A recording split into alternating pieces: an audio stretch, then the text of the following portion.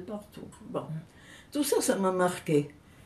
Et ça m'a forgé un esprit qui a fait que je n'ai pas accepté que les soldats français aillent faire la guerre en Algérie. Parce que tout de suite, j'ai dit non, c'est une guerre. C'est pas seulement d'aller mettre de l'ordre, et puis même mettre de l'ordre.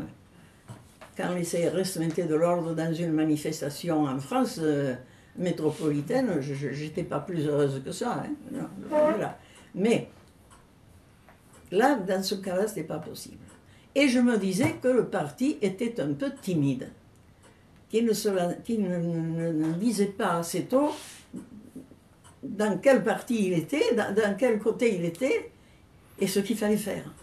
Et le jour où j'ai appris qu'il y avait des trains de rappelés qui étaient arrêtés dans des gares et qu'il y avait des manifestations pour empêcher ces trains de continuer à aller sur Marseille, prendre le bateau et s'en aller vers la mort, j'étais contente.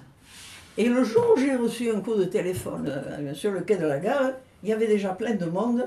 Alors combien de personnes, moi je ne sais pas évaluer, mais sûrement plus de 100, 200, 300, je ne sais pas. Et beaucoup de copains, bien entendu. Et naturellement, malgré l'interdiction, on est passé sur les voies. Et le train était là. Les jeunes se mettaient aux fenêtres, ils se demandaient ce qui se passait. Alors nous, on s'est un peu partagés. Les uns sont assis sur les voies pour que le train ne démarre pas. Et les autres sont passés tout le long du quai, le long du train. Pour parler aux appelés. Pour parler aux appelés. Et leur dire ce qu'on allait leur faire faire, ce qu'on leur demandait de faire, ce qu'il ne fallait pas faire. Bon. Là-dessus, il y a eu Renda, un camarade, qui a refusé d'aller se battre. Et puis, qui ensuite a fait je ne sais combien de temps, 3 ans il a fait. Il a été sévèrement puni. Bon. Et puis bon, après, une fois cet événement passé, on a été 6 à 7 sur les centaines qui étaient à la gare à recevoir une convocation pour aller au commissariat tel jour, à telle heure. Alors peut-être là, il y avait pour l'affaire vous concernant, ou je ne sais pas trop quoi, mais bon, on y est allé. Et Martelly n'était pas maire à ce moment-là, il était secrétaire du parti, je pense. Hein. Voilà, c'est ça.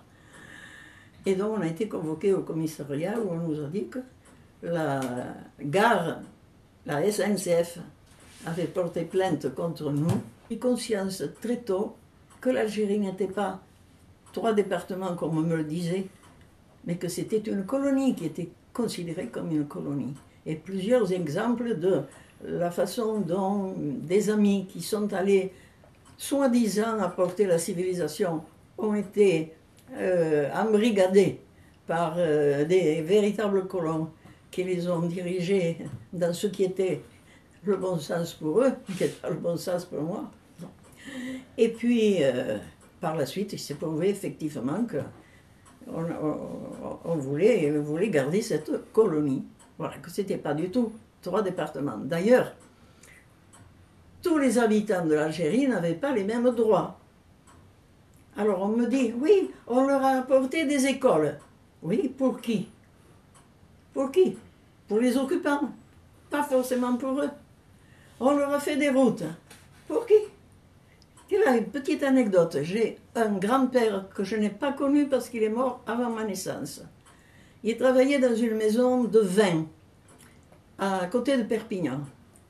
Et quand l'Algérie a été conquise, son patron l'a envoyé en Algérie pour planter de la vigne et faire le commerce du vin. Si c'est ça, apporter la civilisation à un peuple qui ne boit pas de vin, je pense que ce n'était pas tout à fait le cas. Quant à ceux qui allaient à l'école, bon, eh bien, il y avait les petits blancs qui allaient tous à l'école, et puis les autres, ceux qui avaient des chaussures ou qui avaient la possibilité d'être transportés par une charrette, par un âne, par un truc comme ça, ils allaient aussi à l'école. Alors, à contrario, quand il y a eu des, pas des paysans, là, des cultivateurs, journalistes. Par exemple, quand il a mené ses enfants à l'école, à Alger, en voiture, il a mené aussi les enfants de ses ouvriers. Et avec des exemples comme ça, il y a beaucoup de pieds noirs à l'heure actuelle, et j'en connais, qui disent quand même, on a assassiné des gens qui ne le méritaient pas, qui avaient été très bons pour leurs ouvriers, qui les avaient aidés, au contraire, qui les avaient fait participer à des fêtes. C'est la guerre. Tout ça très bien. Et qui ne comprennent pas qu'on ait empêché, moi, on m'a reproché d'avoir empêché l'armée française d'aller en Algérie défendre précisément ces petits paysans, cultivateurs. Alors que dans la ferme à côté, le fermier avait été égorgé. Bon, il y a eu évidemment, toutes les guerres ont des atrocités. Et dans